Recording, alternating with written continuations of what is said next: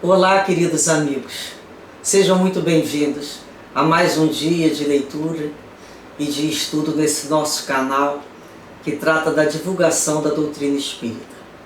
Que possamos estar juntos, vibrando juntos e principalmente agradecendo juntos a Deus, esse Pai de amor e de misericórdia, pela nossa vida, pela nossa família, pelas nossas provas, pelas nossas dores, nos fortalecendo sempre, nos oferecendo a resistência, a coragem moral, para que possamos desenvolvê-la cada vez mais em nossas vidas de relação.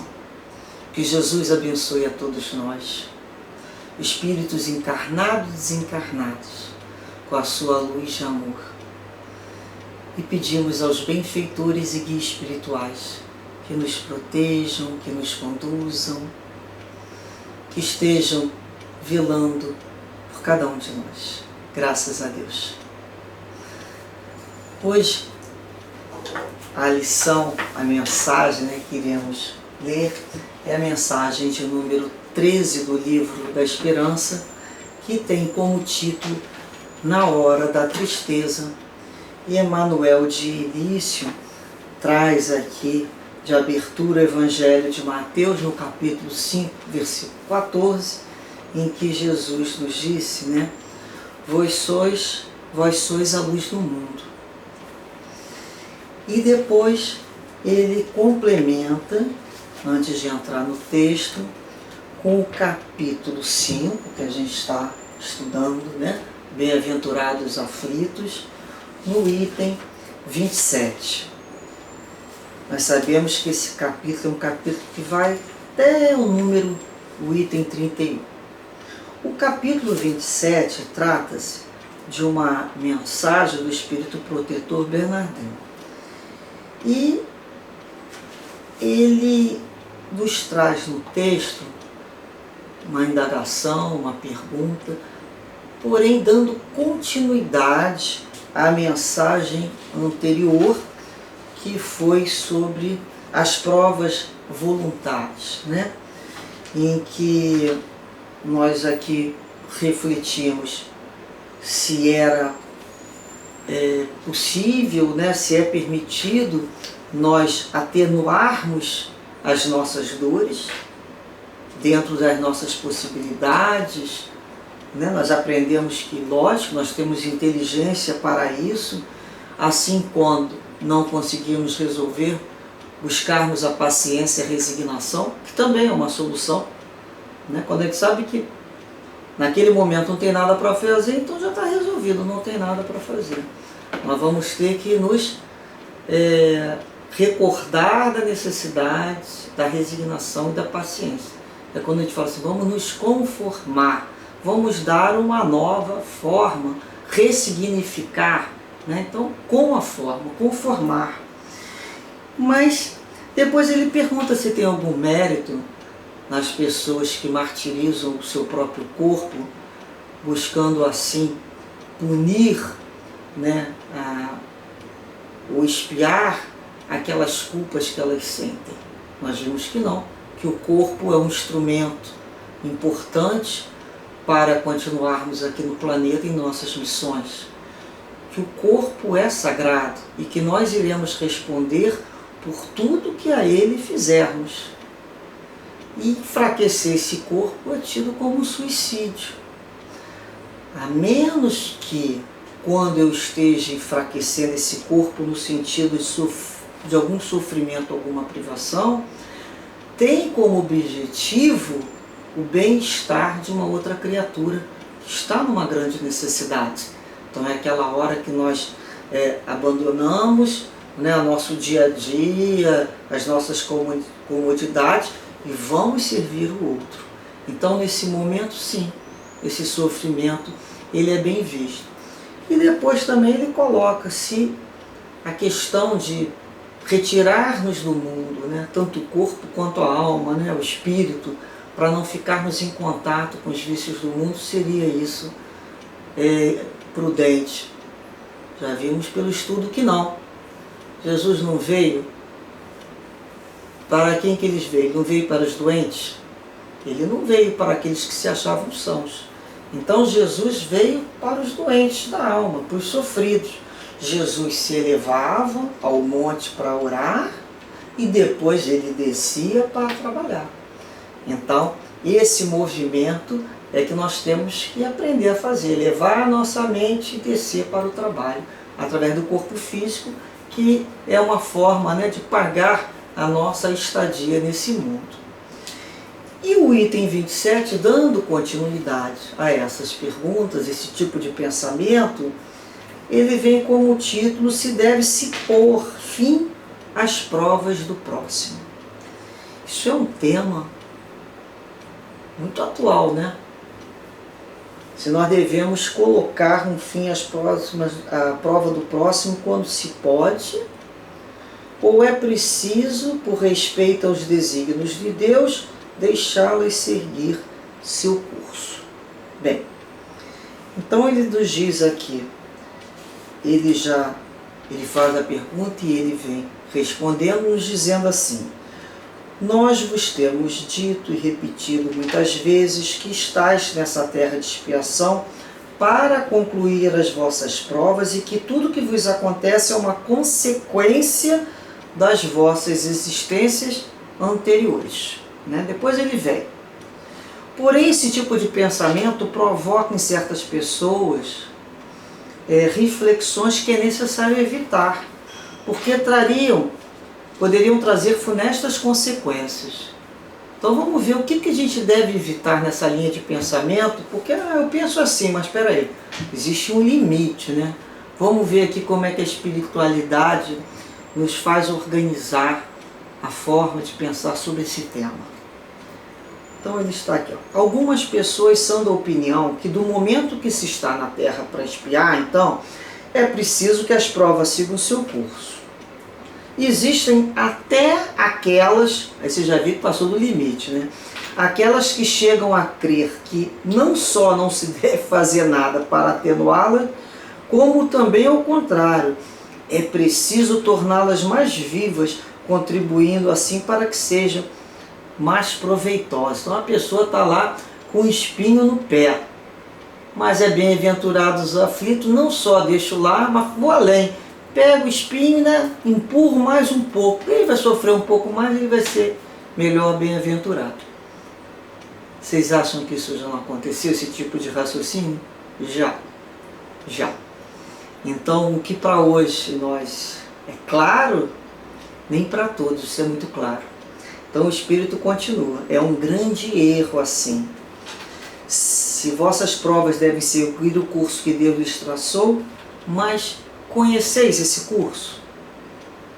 Sabeis até que ponto elas devem seguir, e se o vosso Pai misericordioso não determinou o sofrimento deste ou daquele vosso irmão, tu não irás mais longe?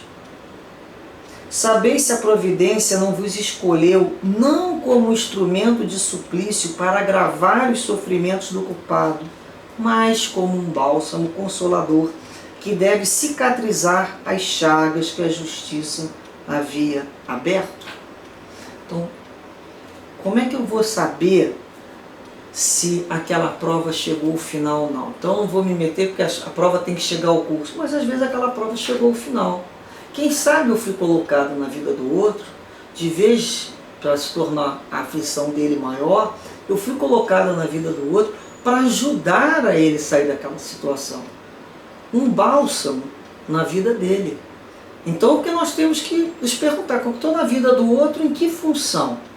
Então a função nossa deve ser sempre de buscar como eu posso atenuar, como eu posso socorrê-lo. E ele nos diz aqui, olha: portanto, quando um de vossos irmãos for atingido, não deveis dizer, é a justiça de Deus, é preciso que siga seu curso, mas sim afirmar, vejamos que meios nosso Pai misericordioso colocou ao meu alcance para aliviar o sofrimento de meu irmão. Vejamos se as minhas consolações morais, meu apoio moral, meus conselhos poderão ajudá-lo a atravessar essa prova com mais força, paciência e resignação. Vejamos mesmo se Deus não colocou em minhas mãos a forma de fazer cessar esse sofrimento. Se não foi dado a mim também como prova, eu talvez como expiação, acabar com o mal em seu lugar, colocar a paz.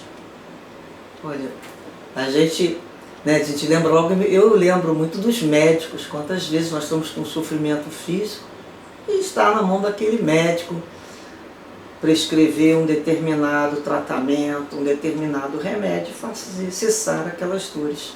Olha como é que ele foi colocado ali como um bálsamo na minha vida, né, para ajudar.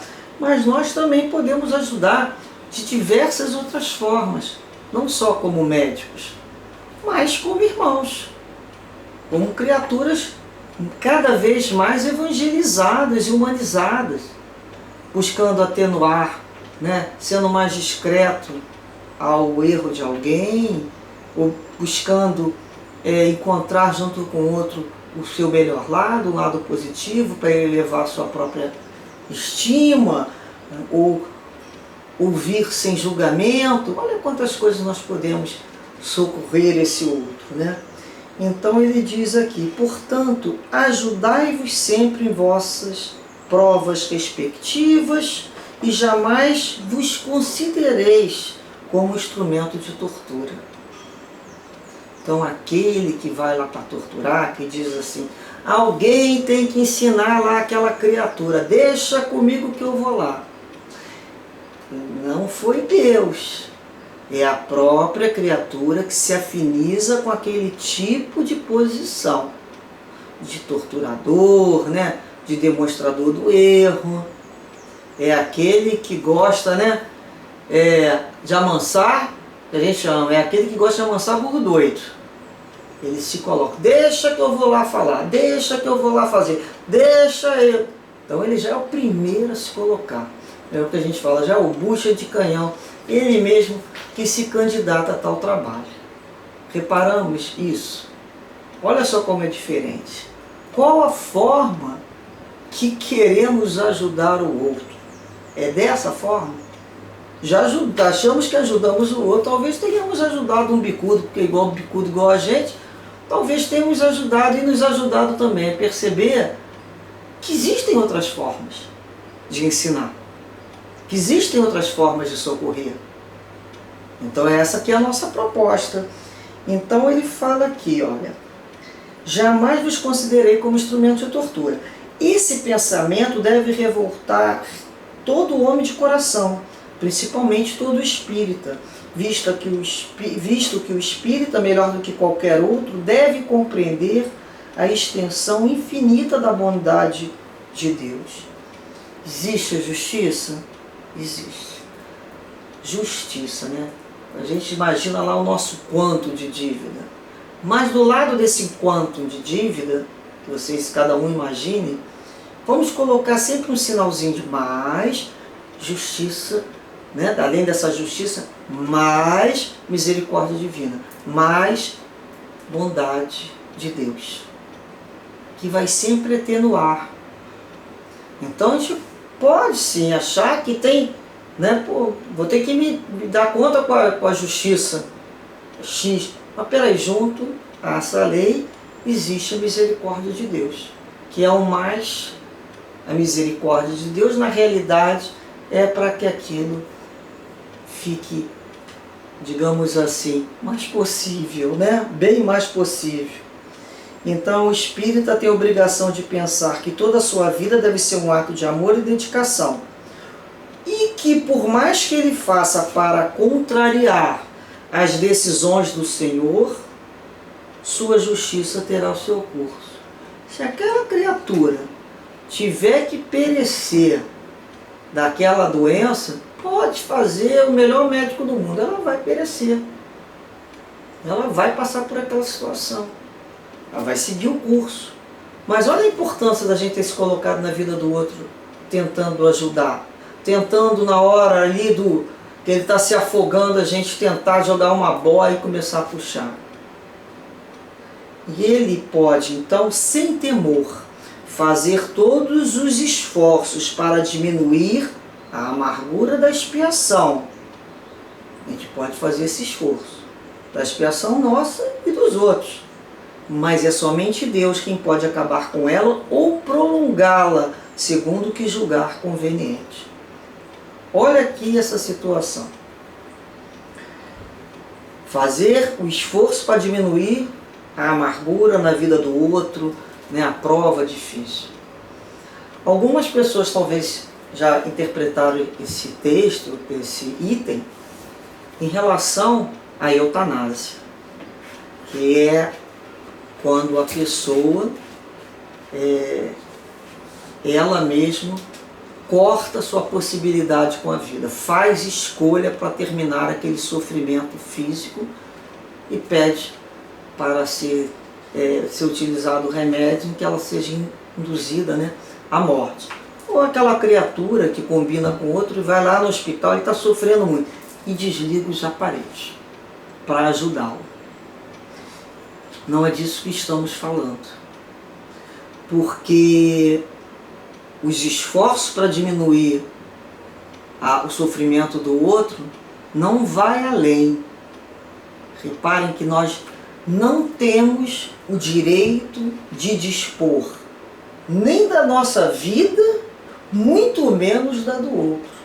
E teremos que nos responsabilizar se isso fizermos. Porque sim, é um suicídio. Porque mal sabia às vezes que faltava muito pouco para aquela prova acabar.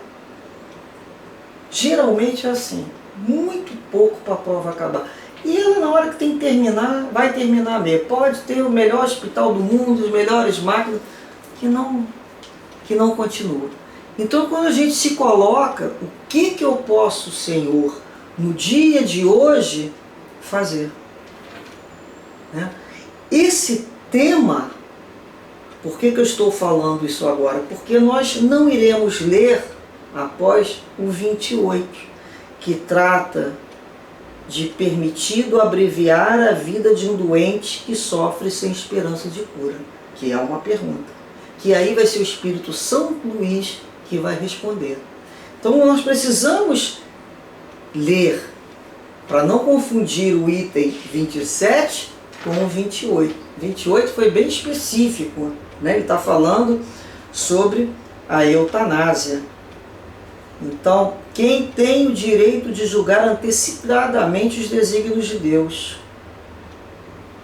Em qualquer momento extremo em que o moribundo se encontra, ninguém pode dizer com certeza que a sua derradeira hora chegou. E aí ele vai continuar e vai colocar as suas considerações. E é importante porque para não... As coisas são separadas, né? Às vezes as pessoas querem fazer uma interpretação ampla e acabam confundindo um pouco.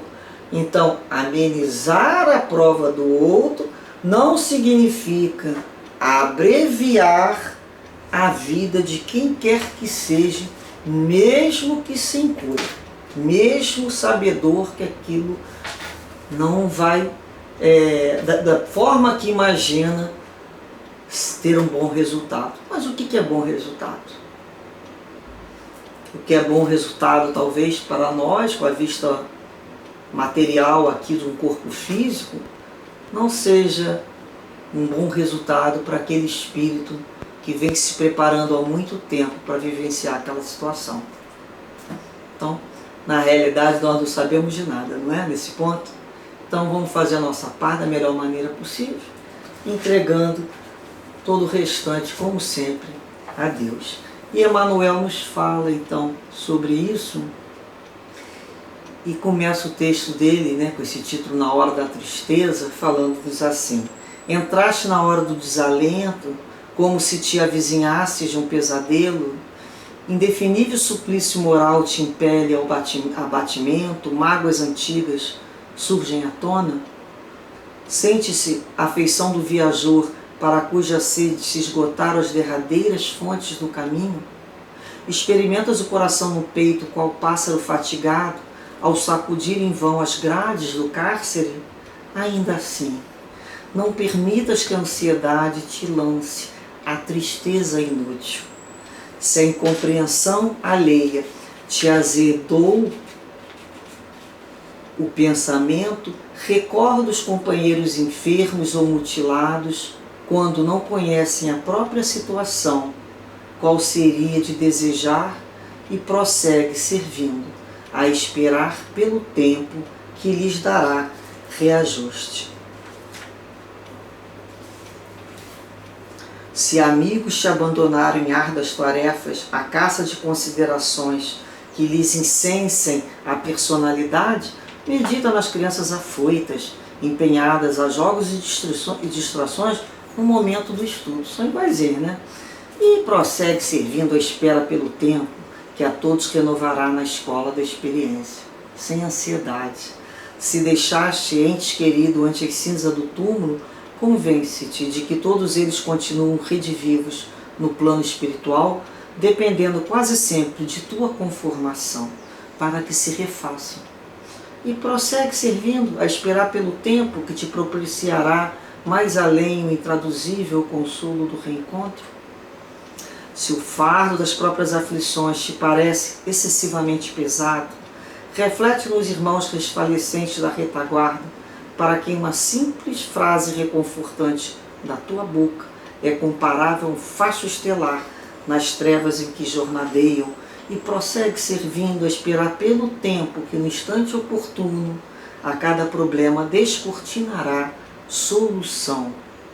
Lembra-te de que pode ser ainda hoje o raciocínio para os que se dementaram na invigilância, o apoio dos que tropeçam na sombra, o socorro aos peregrinos da estrada, que a penúria recolhe nas pedreiras do sofrimento, o amparo dos que choram em desespero e a voz que se levante para a defesa de injustiçados e desvalidos. Não te detenhas para relacionar de sabores, segue adiante, e se lágrimas te encharcam a ponto de sentires a noite dentro dos olhos, entrega as próprias mãos nas mãos de Jesus e prossegue servindo, na certeza de que a vida faz ressurgir o pão da terra lavrada e de que o sol de Deus amanhã nos trará um novo dia. Tudo vem a seu tempo.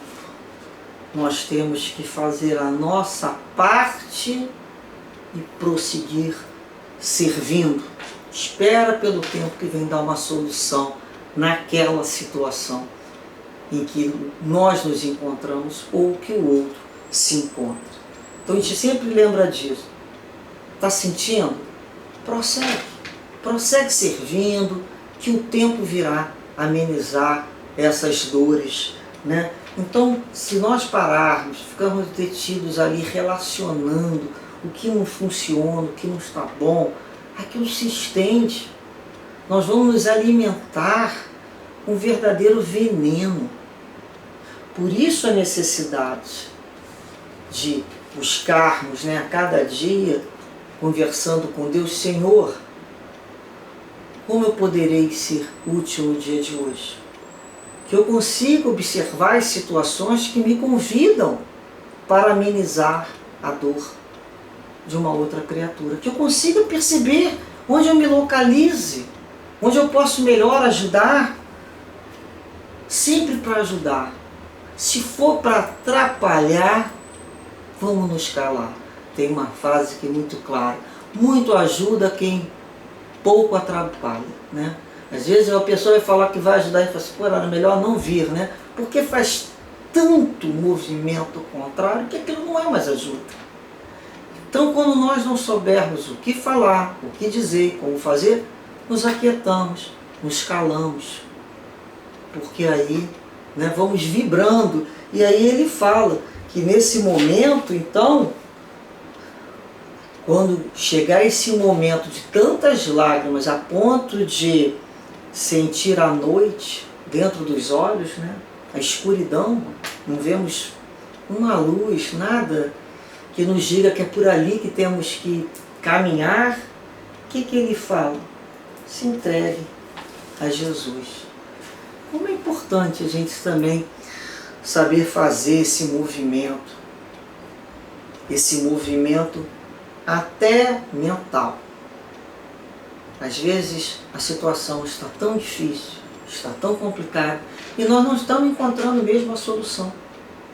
Não estamos. E nós ali, naquele momento, nos entregamos à prece e vamos buscar Jesus. Aonde cada um quer encontrar Jesus. Quer encontrar Jesus junto à multidão, quer encontrar Jesus embaixo de uma árvore, conversando com os discípulos, quer encontrar Jesus no monte, orando. Onde vamos encontrar Jesus? Na barca? Vamos encontrar Jesus. Vamos chegar perto dele, entregar nossas mãos a ele e falar: Senhor, deposito a minha aflição sobre os vossos pés. No momento eu não sei resolver. Sei que um dia eu saberei, mas nesse momento não. E ele nos abraçasse, nos consolasse no sentido de nos sentirmos acolhidos por aquele olhar terno, meio que ele possui, sem julgamento,